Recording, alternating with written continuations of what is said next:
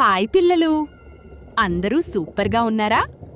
ఈరోజు మీకోసం చాలా ఆసక్తికరమైన ఒక మంచి కథ తీసుకొచ్చాను. ఈ కథ పేరు కొంగ సాయం. ఈ కథలో స్నేహం ఎంత విలువైనదో, కృతజ్ఞత ఎంత ముఖ్యమో మనం తెలుసుకుంటాం. మరి ఆలస్యమెందుకు? వెంటనే కథలోకి వెళ్ళేద్దామా? ఈ కథలో మనం జంతువులపై ప్రేమగల ఒక కోతిని పరిచయం చేసుకుందాం. అడవిలో ఉన్న జంతువులన్నింటికీ డాక్టర్ కోతి వైద్యం చేస్తుంది. నమస్కారం పిల్లలు, నేను మే డాక్టర్ మంకీని. భయపడకండి. కోతి ఇచ్చే మందులంటే జంతువులకు చాలా నమ్మకం. ఎవరికి ఏ ఆపద వచ్చినా వెంటనే డాక్టర్ కోతి దగ్గరకు వెళ్ళేవి.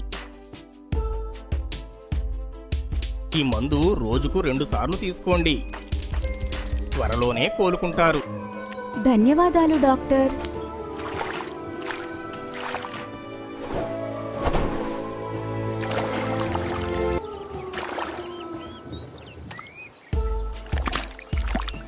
ఒకరోజు కొంగకు ముళ్ళు తగిలి మెడకు గాయమయ్యింది.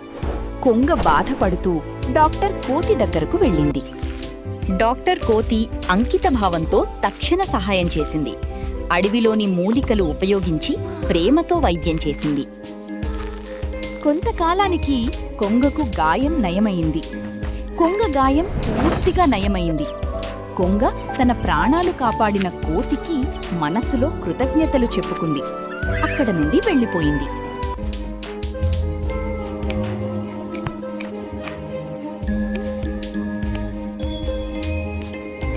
కొంతకాలం తర్వాత కోతి కాలికి ముళ్ళు గుచ్చుకుంది. నొప్పి తట్టుకోలేక బాధపడుతున్న కోతిని చూసి కొంగ కరిగిపోయింది. నొప్పి! సాయానికి ప్రతిఫలంగా కొంగ కోతిని చూసి సహాయం చేయడానికి ముందుకొచ్చింది. ముక్కుతో ముళ్ళును నేర్పుగా లాగి నొప్పిని తగ్గించింది. నేను తీస్తాను, భయపడకు. కోతి సంతోషించి కొంగకు కృతజ్ఞతలు చెప్పింది. ఇతరులకు సాయం చేయడం కంటే మించిన ధర్మం మరొకటి లేదు అనే సందేశంతో స్నేహం మరింత బలపడింది. మనం నేర్చుకున్న విషయాలు: డాక్టర్ కోతి నుండి సేవాభావం, స్వార్థం లేని వైద్యం.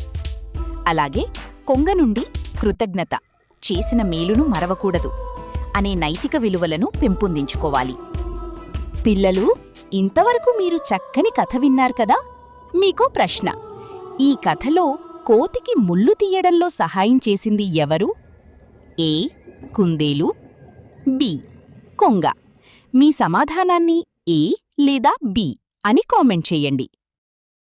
ఈ చక్కని నీతి కథ మీకు నచ్చిందని ఆశిస్తున్నాను. ధన్యవాదాలు.